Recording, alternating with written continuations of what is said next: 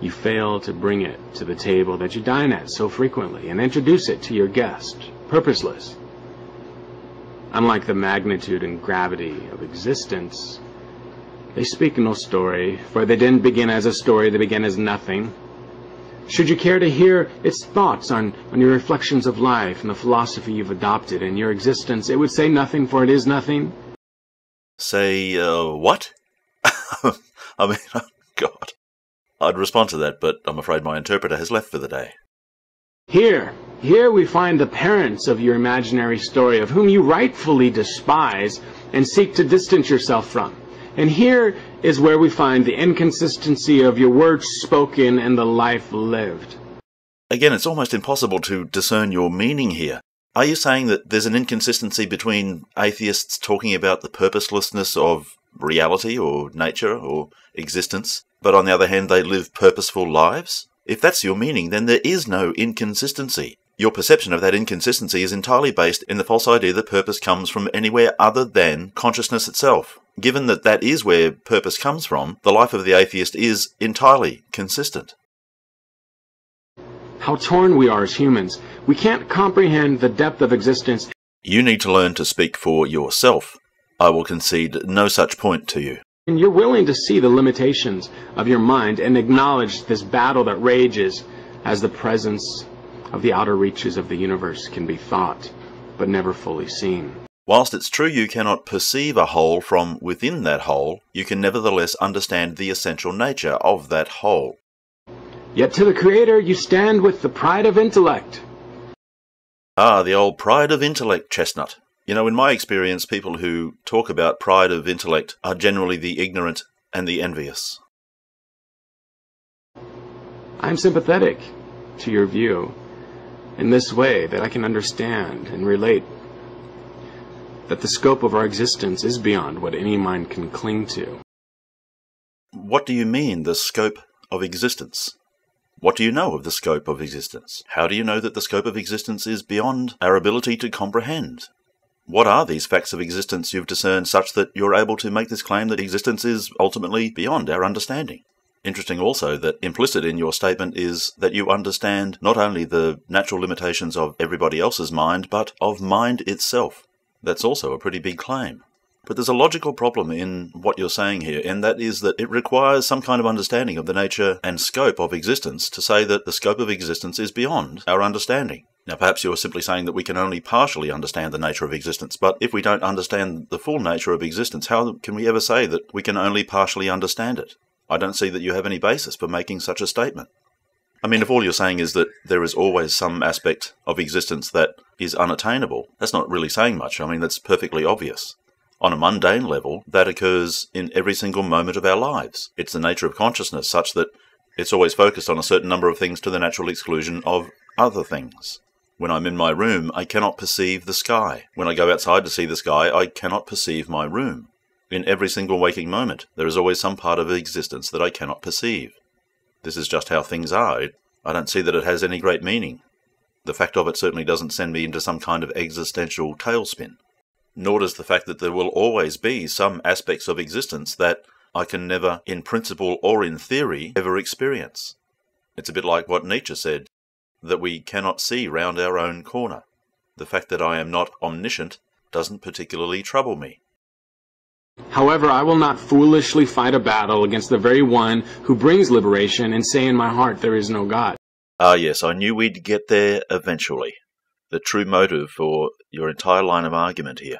You basically want to sneak God in through the back door by leaving that door open just a little bit with these ideas of our ignorance of the nature of existence and so forth. But you know what? It's not a legitimate thing to do. What you're offering there is really just a form of the classical argument from ignorance. We don't really understand existence, therefore God, or at least the possibility of God. But the problem there is that even if one was to concede the possibility of God, that does not translate into a good reason for belief in God. And it most certainly does not translate into any particular beliefs about the nature of God. And I have to note that you snuck in a little bit of a straw man there when you characterized the declaration that there is no God as foolish. The fact is that most atheists, not all but most, do not make any such positive declaration. I'd like to think that you're able to understand the difference between a positive declaration that there is no God and the simple statement that there's no reason to believe in such a thing. If you're not willing to understand or take on board that difference, then it seems to me that you're not really willing to engage the issues honestly. I mean, if you were to intellectually weigh up the options, it seems a lot more foolish to me to declare the existence of something in a complete absence of evidence than to declare its non-existence in the face of that same absence of evidence. I doubt you ever speak of the universe as not conforming to the patterns of how you think the universe should be. Do you walk up to the cold and empty universe and place your created philosophy and rhetoric before it, thinking it would or should change that which it is? Well, no, of course not. I mean, it's fairly obvious that the disciplines of philosophy and science are all about investigation and discerning facts of reality and moulding those philosophic and scientific views to those discerned facts of reality. If there's a quasi-intellectual discipline that is in fact guilty of attempting to mould reality to suit human desires and egotistical needs, it is in fact theology. Even more absurd to me is when people place God as closer to their finiteness, foolishly thinking that their created ideas of what God should do or what God should be like if God existed is somehow something that is more worthy or more capable of their mind grappling with than the actual gravity of existence. Oh, you mean like God as that which grants, I don't know, liberation? You know, I think this is a point that you really should be directing specifically and explicitly at your fellow theists, since they are the ones who are continually attempting to place God into the boxes of their own desires. Every single translation or interpretation of Scripture, for example, is an exercise in that very dynamic. You're correct. Our inability to comprehend the universe is not resolved by believing in God, and I never said it was. It is this very inability that I set before the Creator, and I do so with no pretension that God should fall victim to the confines of my expectations. Peace be with you. Okay, so you're essentially saying that your belief in God and your beliefs about the nature of God emerge out of your inability to comprehend existence, but you don't make any claim that your belief in God per se or your beliefs about the nature of God necessarily reflect reality. They're simply what you believe. I suppose I can respect the honesty of that. But then I suppose your very own premise that we lack the ability to properly comprehend existence means that you're forced into that position of humility, because based on that premise you have no means by which to assert that any of your beliefs about the nature of God necessarily reflect the true nature of God. My feeling with respect to that, however, is that it sets you apart from and places you in opposition to most of your theist compatriots. I think most atheists would simply say in response to it that it's good that you don't assert your beliefs about God and the nature of God to actually be true.